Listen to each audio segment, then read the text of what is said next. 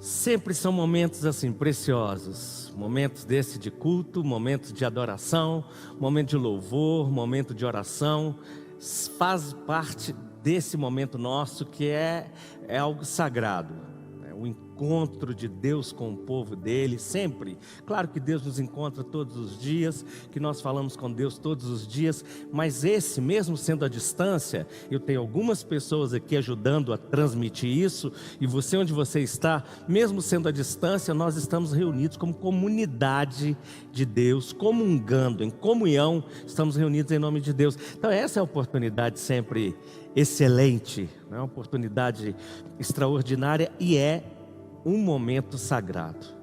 Isso quer dizer que, mais uma vez eu quero te lembrar disso, isso vai muito além de assistir algo, muito além de assistir um discurso apenas, conquanto tenha discurso aqui no meio. É um momento de ouvir palavra de Deus, e eu espero que realmente Deus fale comigo, fale através de mim, fale com você, visite sua vida, visite a vida de cada pessoa que está assistindo ou que estará ouvindo essa pregação. Uma das coisas que eu tenho pensado nesses dias, a gente está seguindo aqui a nossa série, que é Surpreendidos pela Renovação. E a gente vai ler o texto bíblico já, de Lucas, capítulo 24. A gente seguindo nessa série Surpreendidos pela Renovação, nós falamos sobre algumas coisas específicas. Cada semana a gente considera um aspecto daquela experiência vivida por Jesus e aqueles dois discípulos, e também aquilo que Deus está nos proporcionando, ou nos chamando para viver hoje, né? Nesses dias de tanta informação, a gente vive assim lotado de informação o tempo todo, lotado de imagens, lotado de palavras, né? O tempo todo, em todos os lugares. Eu estava lendo recentemente que a média de palavras que as mulheres e os homens falam por dia é uma média entre 16 mil palavras por dia. 16 mil palavras. Houve um estudo lá por volta do ano de 2005, 2006, que falava de uma diferença, né? As mulheres falavam um pouco a mais que os homens, e essas coisas têm sido discutidas. Mas, no geral, a média está entre 15 e 16 mil palavras por dia, falada por homens e mulheres. Além disso, considera-se que os adultos, ou um adulto, leia pelo menos 180 palavras por minuto. Olha só, a gente fala e ouve tantas palavras, leitura também faz a gente ouvir, e quando nós lemos, nós estamos de alguma forma ouvindo. Você já pensou quanto nós ouvimos por dia? Quantas palavras nós ouvimos por dia? Quantas palavras nós ouvimos por semana, por mês, por ano? É uma coisa impressionante. Mas não é só a questão de pensar nas palavras em si. A grande questão é o que essas palavras produzem dentro de nós. Porque seria um grande engano a gente pensar que isso não faz nada, que isso não gera nada.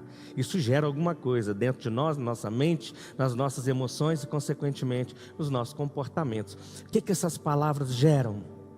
E um pouco sobre isso é o que a gente vai estar refletindo aqui hoje especificamente, voltado para a questão da palavra e a palavra de Deus. Então eu queria que você acompanhasse aí comigo a leitura do texto bíblico de Lucas, capítulo 24, a partir do versículo 13. Lucas, capítulo 24, a partir do versículo 13. Acompanhe comigo, por favor, essa leitura. Se você tiver sua Bíblia aí, qualquer versão, pegue, siga junto comigo a leitura. É a palavra de Deus. Vamos lá, diz assim: naquele mesmo dia, 2 discípulos estavam indo para uma aldeia chamada Emaús, que ficava uns 10 quilômetros de distância de Jerusalém. Iam conversando a respeito de tudo que tinha acontecido. Vale lembrar que eles não estavam de carro, você lembra disso? Eles estavam andando. Eram 10 quilômetros, eles estavam andando. E estavam conversando sobre tudo que tinha acontecido. Enquanto conversavam e discutiam, o próprio Jesus se aproximou e ia com eles. Porém, os olhos deles estavam como que impedidos de o reconhecer. Então, ele lhes perguntou: o que é que vocês estão discutindo pelo caminho? E eles pararam entristecidos. Um, porém, chamado Cleopas, respondeu: Será que você é o único que esteve em Jerusalém e não sabe o que aconteceu lá nesses últimos dias? E ele lhes perguntou: do que se trata? Eles explicaram: aquilo que aconteceu com Jesus o Nazareno, que era profeta, poderoso em obras e palavras diante de Deus e de todo o povo, e como os principais sacerdotes e as nossas autoridades o entregaram para ser condenado à morte e o crucificaram. Nós esperávamos que fosse ele quem havia de redimir Israel. Mas já depois de tudo isso, já estamos no 3º dia desde que essas coisas aconteceram. É verdade também que algumas mulheres do nosso grupo nos surpreenderam. Indo de madrugada ao túmulo e não achando o corpo de Jesus, voltaram dizendo que tinham tido uma visão de anjos, os quais afirmam que ele vive. De fato, alguns dos nossos foram ao túmulo e verificaram a exatidão do que as mulheres disseram, mas não o viram. Então ele lhes disse: como vocês são insensatos e demoram para crer em tudo que os profetas disseram. Não é verdade que o Cristo tinha de sofrer e entrar na sua glória? E começando por Moisés e todos os profetas, explicou-lhes o que constava a respeito dele em todas as Escrituras. Quando se aproximavam da aldeia para onde iam, ele fez menção de passar adiante, mas eles o convenceram a ficar, dizendo: fique conosco, porque é tarde e o dia já está chegando ao fim. E entrou para ficar com eles. E aconteceu que enquanto estavam à mesa, ele pegou o pão e o abençoou, depois partiu e deu a eles. Então os olhos deles se abriram e reconheceram Jesus naquele momento. Mas ele desapareceu da presença deles. E então disseram um ao outro: não é verdade que o coração nos ardia no peito quando ele nos falava pelo caminho, quando nos explicava as Escrituras?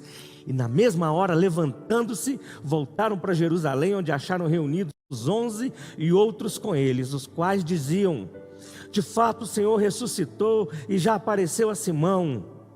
Então os 2 que ali chegaram contaram o que lhes tinha acontecido no caminho e como tinham reconhecido o Senhor no partir do pão. Essa é a palavra do Senhor. Vamos orar mais uma vez, para que Deus nos dê condições de entender essa palavra dele, de maneira que cada um entenda de acordo com a sua necessidade, de acordo, acima de tudo, de acordo com a vontade de Deus. É assim que Deus age. Nós olhamos para a palavra e algumas vezes certos detalhes, certos princípios, algumas coisas específicas vêm para cada um de nós. Vamos orar. Mais uma vez, nosso Senhor, eu agradeço ao Senhor pela sua bondade, por ter preservado, guardado, agendado esse momento em que é momento de encontro do Senhor conosco, da sua palavra com cada um de nós. Eu oro para que nossa mente seja agora capturada, de alguma forma, a atenção da mente e da alma sejam capturadas pelo Senhor e para o Senhor. Em nome de Jesus eu oro para que o Senhor nos dê condições de entender aquilo que o Senhor deseja falar conosco, que sua palavra seja transmitida a cada um de nós como voz do Senhor. Em nome de Jesus, amém. Bem, nós estamos, como eu disse, já são algumas semanas que a gente está nessa série Surpreendidos pela Renovação. Esses surpreendidos pela renovação tem a ver com aqueles 2 discípulos a caminho de Jesus. Porque 2 discípulos que estão voltando ao nosso comentário básico, que estão voltando de Jerusalém, estão entristecidos, estão encucados, cheios de dilema, de dúvidas, de tristeza, por causa das coisas que tinham acontecido, que eles esperavam acontecer e não aconteceu, e as coisas estavam acontecendo diferente do que eles imaginavam. E quando eles vão naquele caminho, os 2 juntos, seguindo, é esse momento extraordinário de Deus chegar e renovar a vida deles. É isso que a gente leu no texto bíblico, é sobre isso que a gente tem estudado nesses dias, a gente tem refletido nesses dias.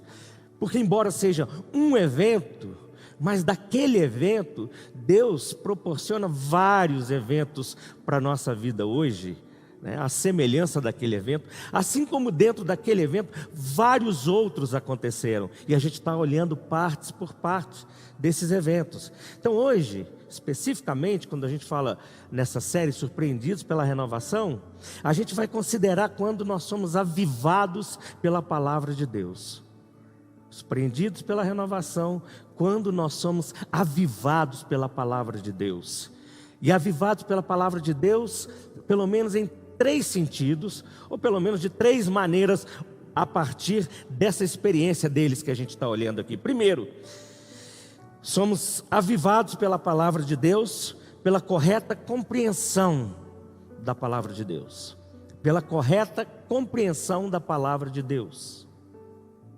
Pela correta compreensão da palavra de Deus. Acompanhe comigo aí, os versículos 25 e 27 diz assim: Jesus diz para eles: como vocês são insensatos. E a palavra insensatos, aqui no texto grego, ela é anoitos. Anoitos, que significa tolos. Em alguns aspectos essa palavra chega a significar idiotas. Tanto que quando a gente fala de insensatos, o que tem no meio da palavra é senso. O que é um insensato? É claro que as traduções bíblicas a gente vai sempre ter uma generosidade por parte dos tradutores também, para a nossa época. Mas insensato é aquele que está sem o bom senso, ou aquele que perdeu a razão. E aí, no sentido grego aqui, o que Jesus está falando para eles é: como vocês são tolos. E depois ele diz: e demoram. Esse demoram é o termo grego brades, da raiz brados, que quer dizer lentos, que são lentos, e algumas versões diz que são lerdos. Ele diz assim: como vocês são tolos, como vocês são lerdos. E tem uma expressão que geralmente não tem aparecido nas principais versões em português, mas está no texto grego, que é a cardia, de onde vem o cardíaco, o coração. Ele fala: como vocês são lentos, são lerdos de coração, para crer em tudo que os profetas disseram. E começando por Moisés e todos os profetas, explicou-lhes o que se constava a respeito dele em todas as escrituras.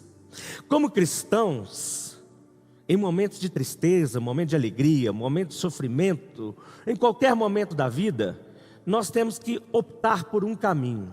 Ou nós cremos que vai acontecer o que Deus falou que vai acontecer, ou nós cremos na palavra de Deus e descansamos nessa palavra de Deus, ou nós vamos olhar para as circunstâncias, desesperar, entristecer, deprimir e tentar colocar Deus dentro dela. Então, já vem aqui um desafio para nós, como era um desafio para eles. Jesus tem que chegar para chamar a atenção, para fazer essa exortação e falar o seguinte: ei, vocês estão lerdos, como é que vocês estão tão lentos para acreditar de coração? Olha só, e quando ele fala esse acreditar de coração, dá uma sensação que ele estava dizendo para eles o seguinte: vocês acreditam de uma forma popular, vocês falam que acreditam, mas não estão crendo de coração naquilo que os profetas falaram, naquilo que foi escrito nas Escrituras. E quando ele falava Escritura, estava se referindo ao Antigo Testamento, principalmente às leis e os profetas. Então, como vocês estão lentos para acreditar nisso? E aí para nós é a mesma expressão. Nós temos contato com a palavra de Deus, nós ouvimos culto, nós ouvimos pregações, nós lemos livros. Aí vem as circunstâncias da vida, pode ser boa, pode ser ruim, pode ser da doença, do sofrimento, da perda, qualquer coisa dessa que nos visita. E às vezes a gente desespera, a gente entristece, porque a gente olha para um futuro e acha que o futuro está incerto, quando na verdade, a partir de uma experiência com Deus, se nós cremos na palavra de Deus, o nosso futuro não está incerto. Pelo contrário, uma das coisas mais certas que a gente tem é o nosso futuro, porque ele está nas mãos de Deus. Isso tem que trazer descanso para nós. Mas se a gente optar por crer, e aí nós vamos ter essa convivência com a palavra de Deus. Nós estamos vivendo, estamos relacionando com a palavra de Deus de maneira correta? Ou nós estamos lidando com a palavra de Deus que é falada, solta por aí, aqui, de alguma maneira, só o que eu quero, só o que eu gosto, e a gente precisa ter um cuidado com isso aí.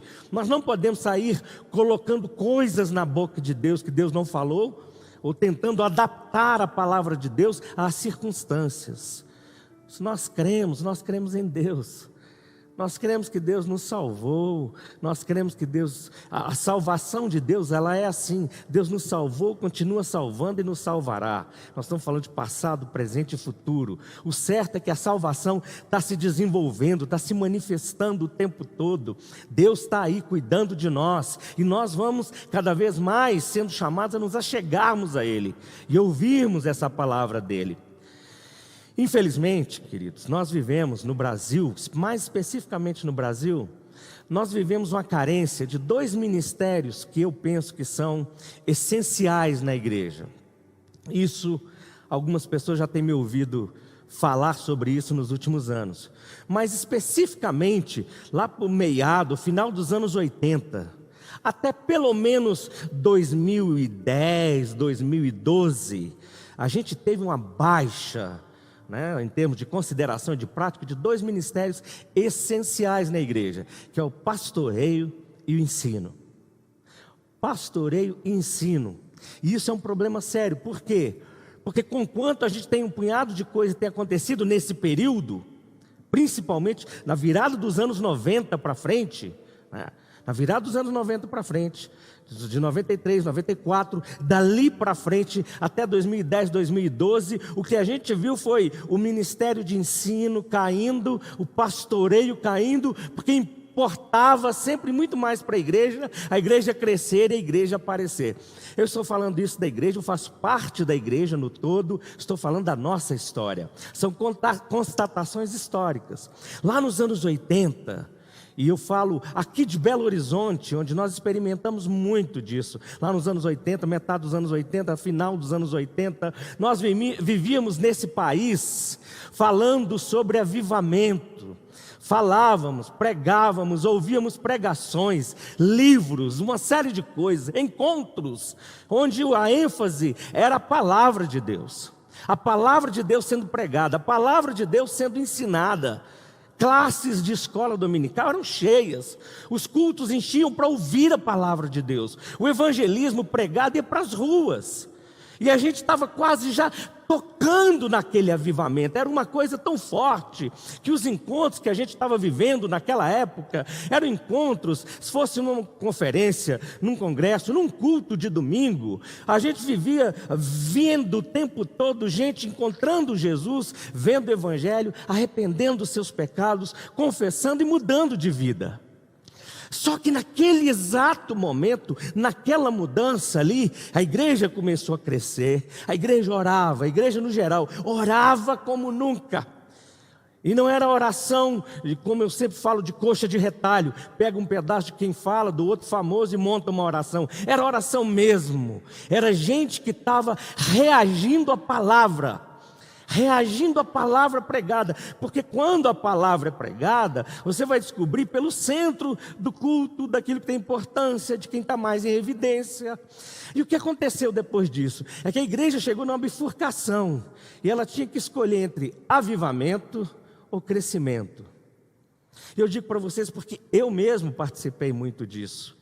Eu mesmo estava começando meu pastorado, início dos anos 90, e eu mesmo fui um desses que fez opção pelo crescimento. E achar que o negócio era ter igreja grande, com cultos bons, com a parafernália linda, com as coisas importadas, que era isso que ia mostrar. Ou que ter os políticos evangélicos, ou que ter as grandes igrejas, as mega igrejas, isso ia fazer a diferença nesse país. E a partir daí o que aconteceu? Isso é historicamente que eu estou dizendo para vocês, a gente está lendo a história. Depois que fizemos essa opção pelo crescimento da igreja, a igreja no Brasil cresceu assustadoramente. Agora veja um detalhe: quando a gente ficava orando pelo avivamento, pregando a palavra, estudando a palavra, orando pelo avivamento, o Brasil chegou a se tornar o segundo celeiro de missões do mundo, segundo país mais enviador de missionários do mundo.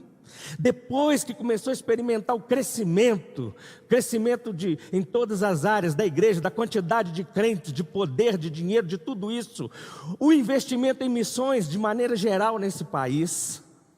Para quem está me ouvindo não sabe muito bem o que é missões, são os missionários que são enviados para o lugar onde o evangelho nunca chegou. Não é para plantar igreja onde não tem a igreja da marca ou da denominação, não. É quando a gente envia alguém para pregar o evangelho onde o evangelho nunca chegou, onde pessoas estão carentes, ainda que socialmente precisam de ajuda, do acolhimento, do socorro, da misericórdia. Depois que houve um crescimento extraordinário, o investimento missionário caiu assustadoramente. Isso como consequência. Mais ainda, a igreja cresceu e começou a ter as suas rádios, seus canais de televisão, ficamos famosos, os ministérios, a música foi ganhando uma ênfase dentro da palavra de Deus, e a sociedade que começou a ser convertida para o meio evangélico, ela não teve transformação. Engraçado, porque viramos uma multidão que não influenciou moralmente o país.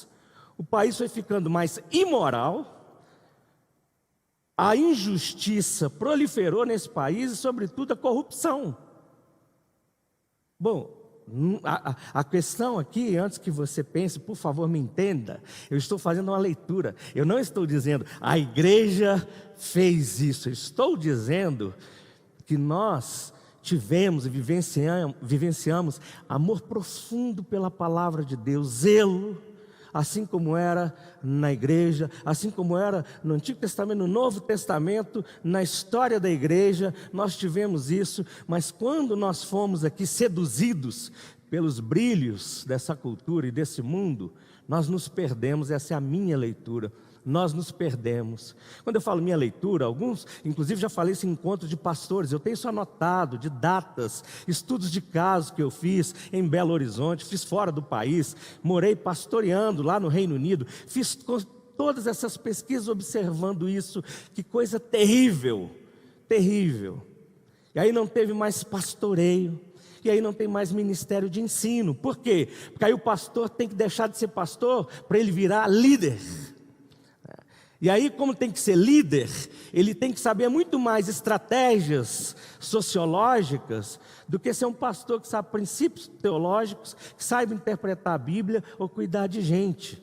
Porque isso não vai fazer o sucesso assim.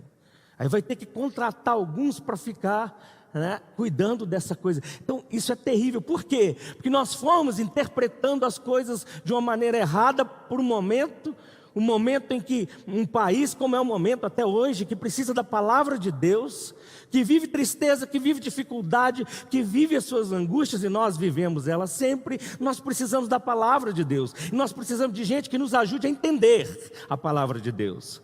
É mais ou menos aquele avivamento que aconteceu lá em Samaria, quando Filipe, você vai ver isso no capítulo 8 de Atos, Filipe foi lá em Samaria, pregava Cristo, e a palavra de Deus diz que as pessoas eram curadas, elas eram libertas, e alegria se espalhou naquela cidade. E no meio daquele avivamento todo que aconteceu, Deus pega Filipe e joga ele no deserto, por causa de um homem que estava vindo numa carruagem, lendo o texto de Isaías, que falava sobre Jesus, sobre a salvação de Jesus, mas não conseguia entender. E ele fala isso: como é que eu vou entender se não tem quem me explique?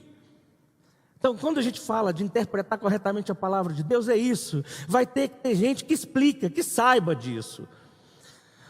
O Leonard Ravenhill, ou Leonardo Ravenhill, como alguns pronunciam, depende, mas no livro dele, Porque Tarda o Pleno Avivamento, ele faz uma consideração que ela é muito forte. Ele diz o seguinte: Deus não se preocupa com igrejas vazias, Deus se preocupa com corações vazios.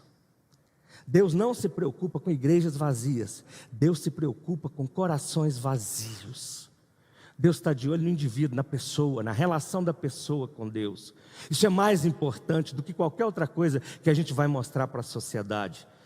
Na verdade, o que nós precisamos mais mostrar para a sociedade, para que reconheçam Deus, é o nosso amor e as boas obras. É isso que Jesus falou. Para que, vindo as nossas obras, as pessoas glorifiquem o nosso Pai que está no céu. Mas nós precisamos aprender isso, interpretar a Bíblia de acordo com o princípio, de acordo com o momento, de acordo com a vontade de Deus. Você vê que esses dois discípulos estão ali agora, meio sem esperança, abatidos, e eles precisavam, daquele momento, eles precisavam ser lembrados um pouco daquele princípio lá da oração de Jeremias, que está lá no capítulo 3 do livro de Lamentações, versículo 21, aquela famosa frase: quero trazer à memória o que me pode dar esperança. E é isso que Jesus fala quando se aproxima deles. É isso que Jesus faz. Jesus traz a palavra para eles. E Jesus explica a palavra para eles. E a palavra de Deus vai gerar esperança. A palavra de Deus usada da maneira correta vai mostrar para eles: esse é o tempo que Deus estava falando. Chegou o tempo, chegou o reino de Deus, chegou o Messias prometido de Deus. A vida eterna se manifestou. O tempo da ressurreição começou, né? E Jesus inaugurou o tempo da ressurreição, exatamente isso. E Ele vai explicar isso para eles, para que a alegria, a fé e a esperança sejam renovadas. É exatamente o que Deus faz e quer fazer com a gente nos nossos dias de hoje. Como eu disse para uma pessoa ontem, eu falei isso. Eu falei: olha, não esqueça de uma coisa. O centro da igreja é Deus, é Jesus. Não são as pessoas. Nunca vá olhar para a igreja, ou nunca fique ou vá a uma igreja pensando em pessoas. Porque se você pensar prioritariamente em pessoas, você vai se frustrar. Pense em Deus, ouça a palavra de Deus e a partir daí relacione-se com as pessoas. É entender esse princípio da palavra de Deus. Isso que Jesus estava fazendo com aqueles dois, colocando a palavra no lugar certo, no momento certo. E é isso que Ele faz com a gente, na nossa caminhada da vida. Se a gente abrir para a palavra de Deus, é ela que vai trazer esperança para nós. Não é só o que um fala ou o outro fala, ou eu pagar alguém para me ouvir, eu falar e o outro me ajudar a ser feliz temporariamente. A palavra de Deus é um princípio, e é um princípio eterno. Mais uma vez, principalmente nos nossos dias, a gente vai ter que lidar com o fator tempo. Eu falei do Filipe, explicando as escrituras lá para o etíope, né, que estava na carruagem. Olha, Deus levou o Filipe lá para o deserto. O homem precisava entender aquela palavra, entender o evangelho a partir de Isaías. Não foi uma coisa de aceite Jesus, foi conheça as escrituras, porque as escrituras revelam Jesus, é isso que é o evangelho. Filipe entra dentro da carruagem, segue com o moço e vai explicar para ele as escrituras. Então nós temos de novo o desafio do tempo, mas nós vivemos uma sociedade que não tem tempo. Eu até mencionei isso na semana passada. Se a gente não tem tempo, como é que a gente vai ter uma interpretação correta das escrituras? Por quê? Porque, por exemplo, nós precisamos de tempo para orar e ler a Bíblia. Nós precisamos de tempo para orar e ter atenção, foco na palavra de Deus. Nós precisamos de tempo para orar e estudar a Bíblia. Nós precisamos de tempo para orar e interpretar as Escrituras.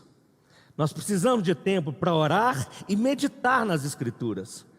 Nós precisamos de tempo para orar e pensar no que nós lemos.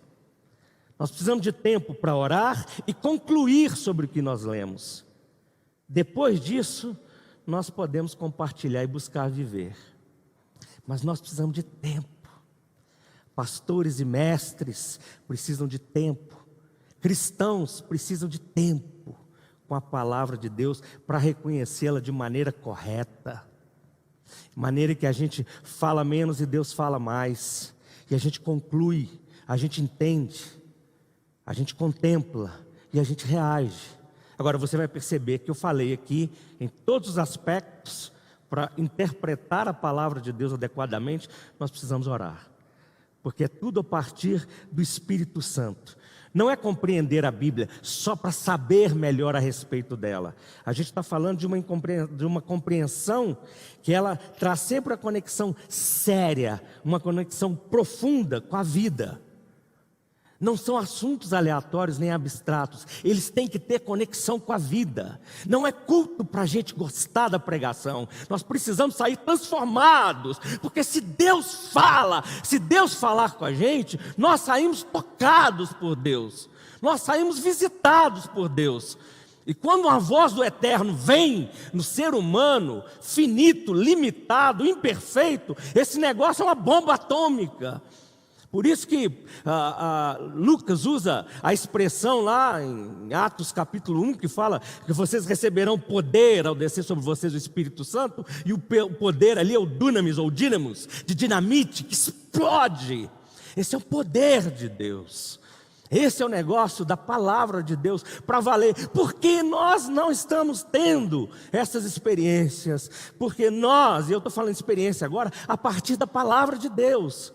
Experiências de avivamento mesmo, que vai influenciar os nossos rumos, que vai influenciar as nossas decisões, que vai influenciar os nossos comportamentos.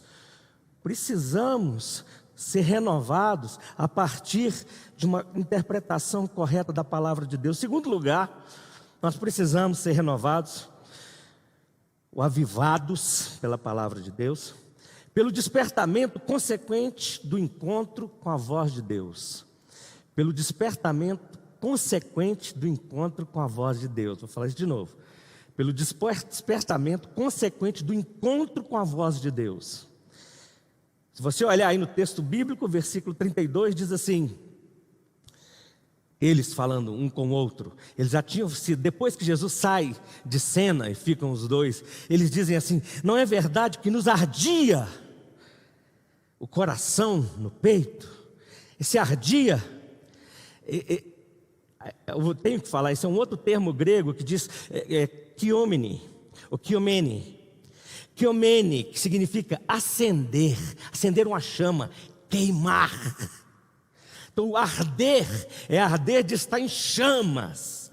Não ficamos em chama no peito enquanto ele nos falava aquelas coisas e nos explicava as escrituras pelo caminho. Por quê? Porque ali não é só uma leitura, ali agora é a experiência com a voz de Deus. A palavra de Deus não é um livro para ser lido, ela é uma palavra para ser ouvida. Eu repito isso, mas deixa eu te dizer, alguns já sabem, outros nem tanto, mas isso lá no século XII, por exemplo, tinha um monge cartucho lá, o monge Guido, quando ele trabalhou o princípio, os degraus da Lectio Divina, que é chamado Lectio Divina, ou leitura orante da Bíblia, no século XII, o monge Guido já falava isso. Antes de ser lida, a palavra de Deus precisa ser ouvida, porque se a palavra é voz, e se é voz nós temos que ouvir, não é a literatura, é a palavra de Deus. Por isso que com a palavra de Deus a gente não lê, a gente tem encontros com a palavra de Deus. Talvez essa linguagem soe um pouco subjetiva para a gente, mas deixa eu dizer uma coisa para você que está aí me ouvindo e me assistindo, ela vai ficar subjetiva porque ela é mística. E nós não podemos correr daquilo que é místico, porque o místico é o que revela, é o mistério. É o mistério, e é o mistério que é revelado. Nesse sentido, é óbvio que há sim um tom subjetivo no meio disso. Por quê? Porque nós estamos falando de algo que é espiritual. A Bíblia, a palavra de Deus, é espiritual. Ela não é uma coisa meramente racional. Ela é um princípio espiritual, porque a voz de Deus sai da boca de Deus, é Deus falando, é isso que está acontecendo aqui. Mas nós temos um problema sério, por quê? Porque a mentalidade do mundo ocidental, da nossa realidade ocidental, tem uma dificuldade imensa, porque está acostumado a olhar para a Bíblia mais em termos de leitura do que de experiência espiritual. Então a gente lê, e no máximo a gente decora os versículos que a gente mais gosta, o que a gente acha mais poderosos, que vão falar mais. Via de regra, nós sabemos sempre quase que os mesmos versículos. Seria interessante se a gente começasse a decorar os livros da Bíblia, né? Que a gente pelo menos decora o seu sentido completo. Mas olhar para as Escrituras no sentido de experiência espiritual. E a nossa espiritualidade, ela sofre com isso, muito. Porque como a gente olha para a Bíblia mais como um livro para ler do que uma experiência para ter com Deus falando, se eu fosse usar a linguagem daquele psiquiatra do Carl Gustav Jung, eu diria o seguinte: o inconsciente coletivo cristão, calma que eu vou explicar, o inconsciente coletivo cristão ocidental faz pensar na Bíblia muito mais como um livro de normas do que uma carta de amor. O Jung trabalhou esse princípio do inconsciente, aquilo que está escondido, que está lá no fundo, que veio e ficou aí. E quando eu falo do inconsciente coletivo, parece que isso chegou no meio da cristandade e nós herdamos, nós acolhemos e nós guardamos isso dentro de nós. A Bíblia é muito mais um livro de normas. A gente lê a Bíblia para... Primeiro o seguinte: se eu achar que eu preciso ser proibido de alguma coisa, as pessoas pensam, leia a Bíblia. Ali, a Bíblia não é um livro de proibições. Jamais. Nós precisamos olhar de outro jeito. Tanto que se você estudar bem a Bíblia, você olhar Jesus, você vai ver Paulo, nenhum deles vem para normatizar nada. Ninguém vem trazer normas, de jeito nenhum. Eles estão comunicando vida, porque é isso que a palavra de Deus faz. A Bíblia não é um livro de normas. A Bíblia é uma coletânea de livros em que ela se resume numa carta de amor revelada na pessoa de Cristo Jesus, que é o centro das Escrituras. E Cristo Jesus que revela o coração do Pai. Então parece que a gente gosta de manter essa tradição dentro da mente, dentro do coração, e nós vamos passando isso para as outras gerações, né? Fica muito mais uma experiência desagradável, difícil, porque a gente olha como uma literatura que tem que ser observada e como um livro de normas que vai vir aqui, pode, não pode, pode, não pode, pode, não pode, sendo que o centro da fé cristã não tem nada a ver com pode, não pode, gente. Não tem isso de jeito nenhum. A única coisa é o seguinte: não pode pecar. E aí você vai falar, então não pode. Não, mas deixa eu te explicar. Segundo a Bíblia, não pode pecar, mas você não tem condições de não pecar. Se você olhar para as Escrituras, você só vai ter condições de não pecar se o Espírito Santo te encher totalmente. E ainda assim, enquanto estivermos por aqui nesse corpo, nesse tabernáculo aqui provisório, nós enfrentaremos a guerra com o pecado o tempo todo, até o dia que o Senhor vai nos libertar. Aí sim, aí acabou o pecado. Aí não teremos mais isso. E teremos até um outro corpo, segundo a palavra de Deus. Então, preste bastante atenção. Esse é o princípio da Bíblia vindo como voz de Deus para nós. Então nós temos que olhar a diferença que tem entre ser o povo do livro e o povo da palavra. Está surgindo novamente uma coisa aí, só que antigamente era de fora. Alguns, talvez um pouco mais antigo, na fé, na vivência de igreja evangélica principalmente, vai lembrar disso, que há algumas décadas, chamavam os crentes de o povo do livro, o povo Bíblia, né?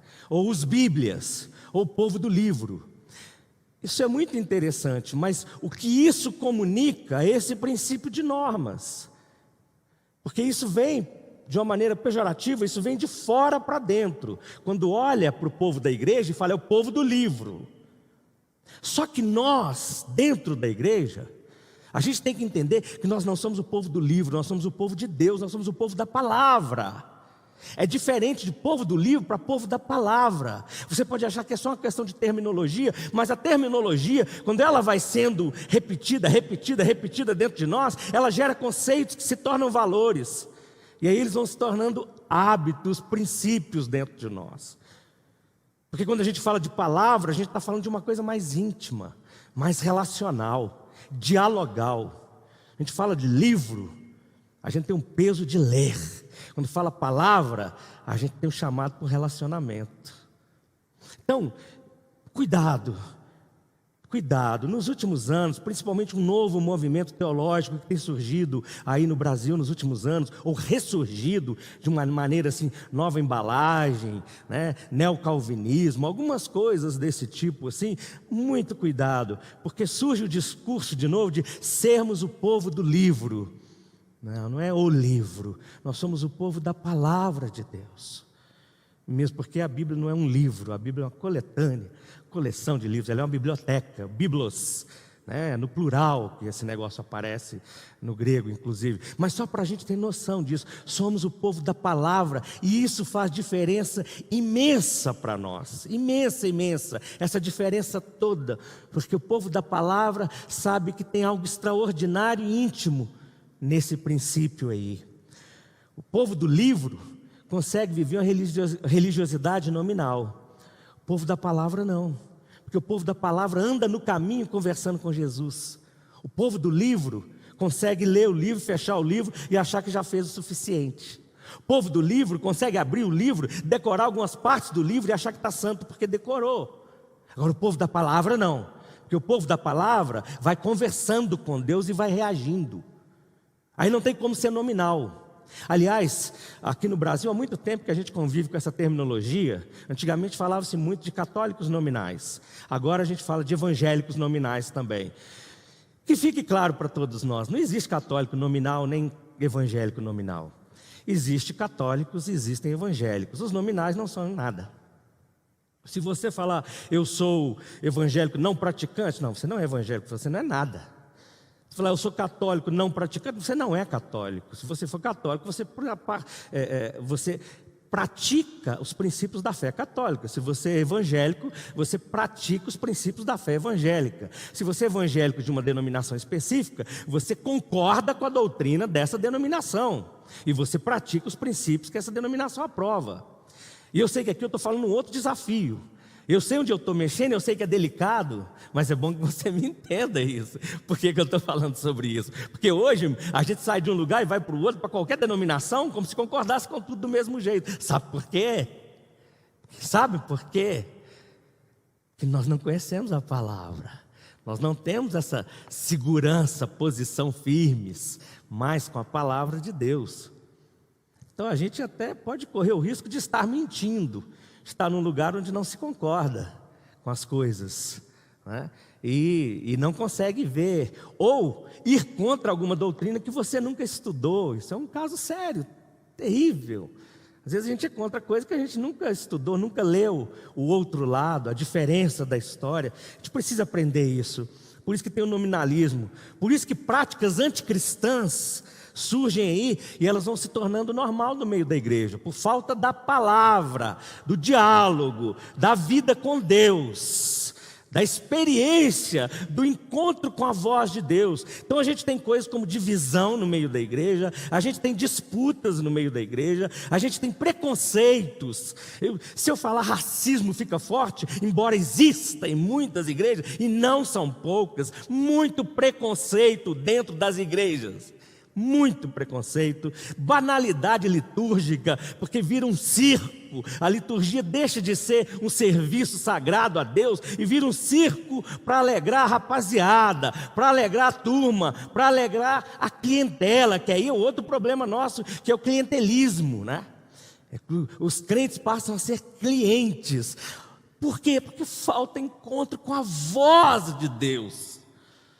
Falta encontro com a voz de Deus falar, de Deus direcionar, de Deus trazer a palavra para o momento certo. Quando nós lemos o texto bíblico, é uma bênção. Mas quando nós ouvimos a voz de Deus, nós ficamos em chamas. Eu não tenho a menor dúvida disso. Há uma diferença. Eu posso ler ou eu posso ouvir. Se a experiência com a Bíblia proporcionar para a gente ouvir a voz de Deus, dificilmente nós vamos conseguir ser os mesmos. Deixa eu te contar uma história. Eu não sei quem está me assistindo e de onde está me assistindo, mas ficou bem mineiro agora o jeito que eu falei, não é? Deixa eu te contar. Então, deixe-me compartilhar algo com você nesse instante. Quando eu estava possivelmente com 16 anos, 17 anos de idade, eu era ainda membro da Igreja Católica e era catequista. Eu era quem é do meio católico vai saber mais, mas eu era parte da regional chamada Pastoral de Juventude, uma regional em Belo Horizonte, porque eu era líder de um grupo de jovens. Eu era catequista e aí vivia lá na igreja, estava me preparando inclusive para ir para um seminário católico naquela época. E então, nós tivemos uma reunião num bairro aqui em Belo Horizonte, e lá tinha padres, freiras, catequistas, líderes de iniciativas pastorais e uma série de gente assim. E aí, eles dividiram aquele povo que estava lá em grupos comunitários das regiões de Belo Horizonte para discutir certas coisas. E como eu disse, eu tinha 16 para 17 anos, eu estava ali. E eu lembro que chegou num momento específico, quando nós encerramos tudo, as questões no nosso grupo, anotamos tudo, e eu sou o único jovem que estava lá, as outras pessoas mais velhas, as senhoras, os senhores lá do meu grupo, e aí nós falamos, quem vai falar no plenário por esse grupo? Era aquela pergunta. E ninguém queria falar, né? Estava todo mundo nervoso, principalmente, isso é início dos anos 80. Principalmente que lá no início dos anos 80, o preletor principal daquele encontro era o Frei Beto, o famoso Frei Beto aqui de Belo Horizonte. Eu lembro que eu levantei a mão, não sei porquê, e falei, não, eu falo. E ele falou, então você fala? Falo. E eu olhei os pontos que a gente tinha conversado e fui lá falar. Na hora que eu entrei no meio daquele plenário, eu não enxergava mais nada, eu não lembro do que tinha falado nada lá. Eu sei que eu falei alguns minutos, 10 a 15 minutos para o plenário. E quando eu saí de cena, o Frei Beto, que é o segmento dele é mais teologia da libertação, né? Não tem nada a ver com o movimento carismático. O Frei Beto chega na frente e diz assim, meus irmãos, vocês acabaram de ver uma manifestação do Espírito Santo aqui nesse momento. E ele disse, eu tenho absoluta certeza que o rapaz que falou aqui não faz a menor ideia do que ele falou, que ele não faz a menor ideia de que o que ele falou está na Bíblia. Aí ele abriu a carta de Tiago e leu o que eu tinha falado. Bom, eu nunca tinha lido a carta de Tiago. Na verdade, ler Bíblia não era uma coisa tão forte naqueles dias assim, a gente até tentava. Mas depois daquele episódio, eu fiquei atrás da palavra de Deus como um louco, querendo Bíblia, Deus, palavra de Deus, Jesus, e tinha que mudar as coisas dentro de mim.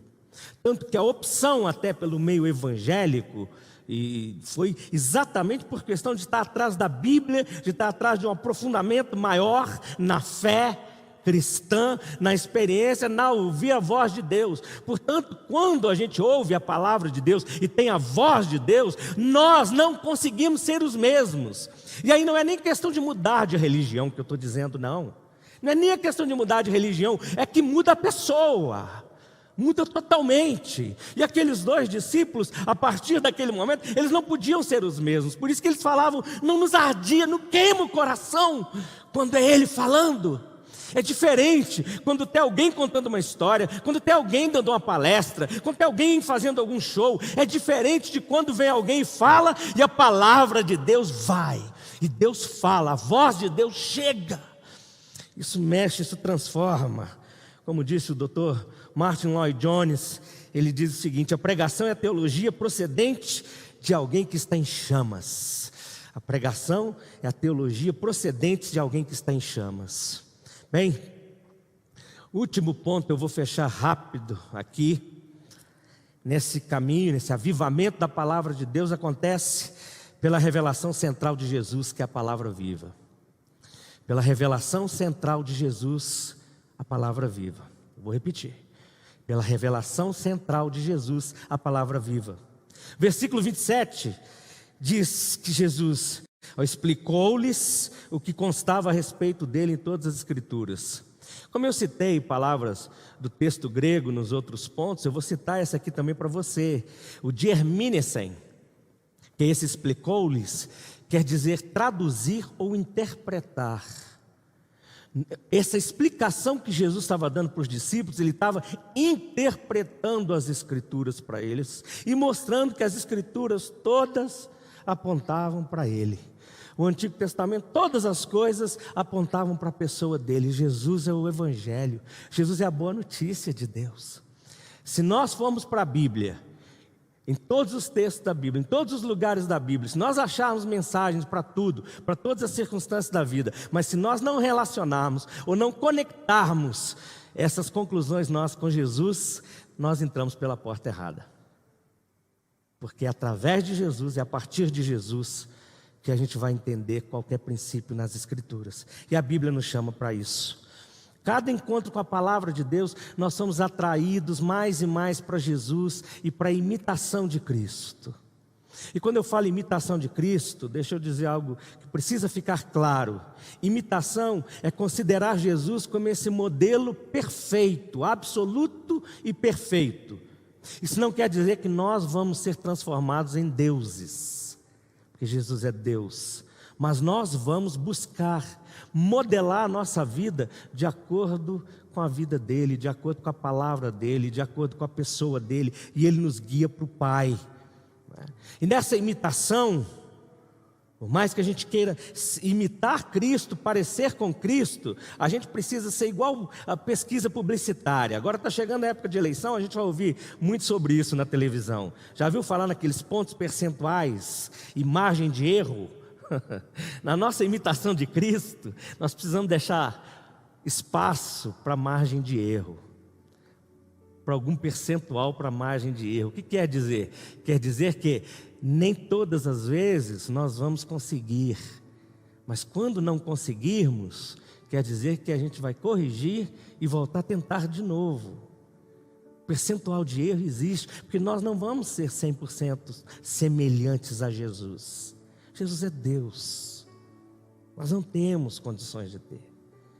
Depois, Jesus nunca pecou, nós já perdemos nesse quesito, mas nós podemos ser semelhantes a Ele, porque nós fomos transformados e nele nós fomos adotados agora em Cristo, para sermos filhos e filhas de Deus. Então nós podemos ser parecidos com Ele, e o Evangelho nos chama para isso, a palavra de Deus nos chama para isso.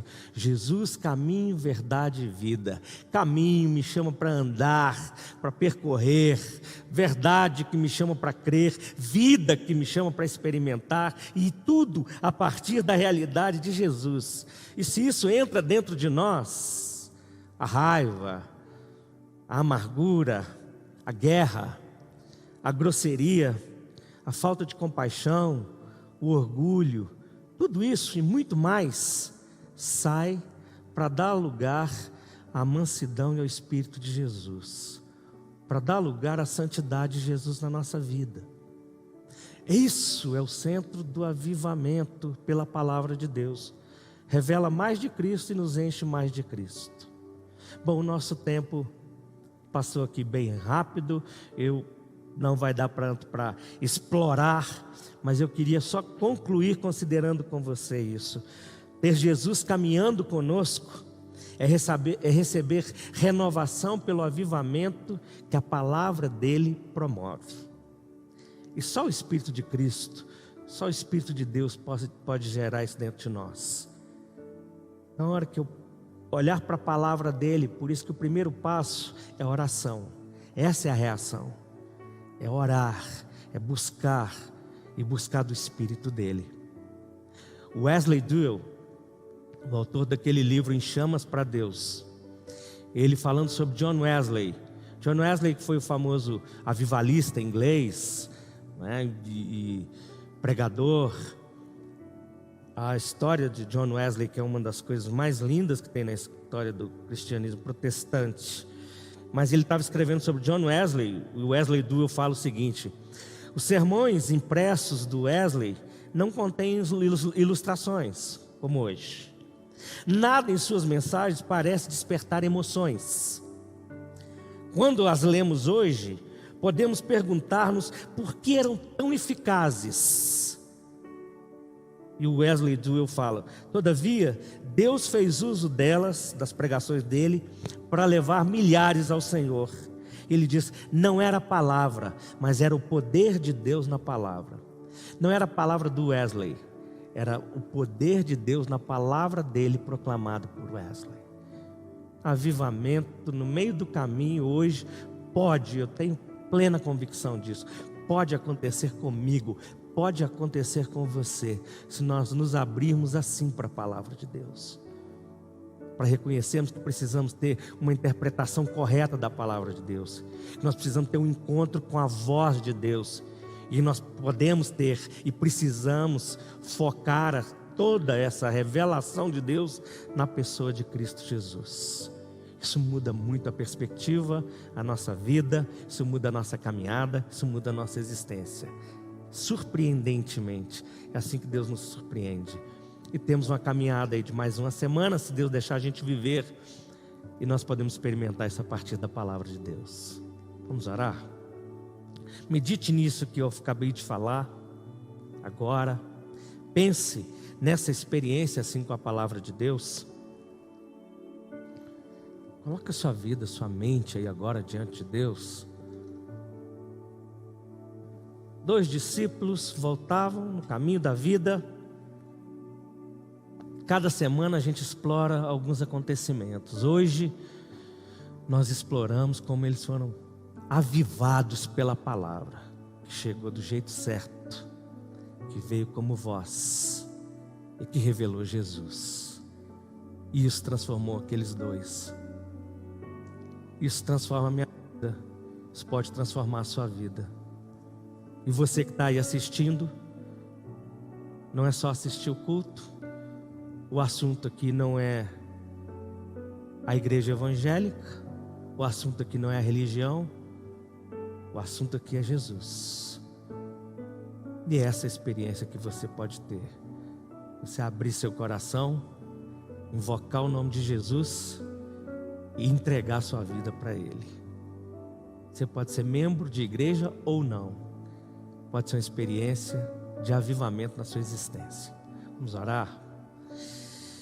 Nosso Deus querido, o Senhor é muito bom. O Senhor tem nos mostrado como o Senhor se importa conosco cada dia mais que olhamos para a sua palavra, cada dia mais que pensamos, que paramos para ouvi-lo, que paramos para discernir os movimentos da vida e do Senhor, nós percebemos o Senhor se achegando a nós, como o Senhor se achegou àqueles discípulos.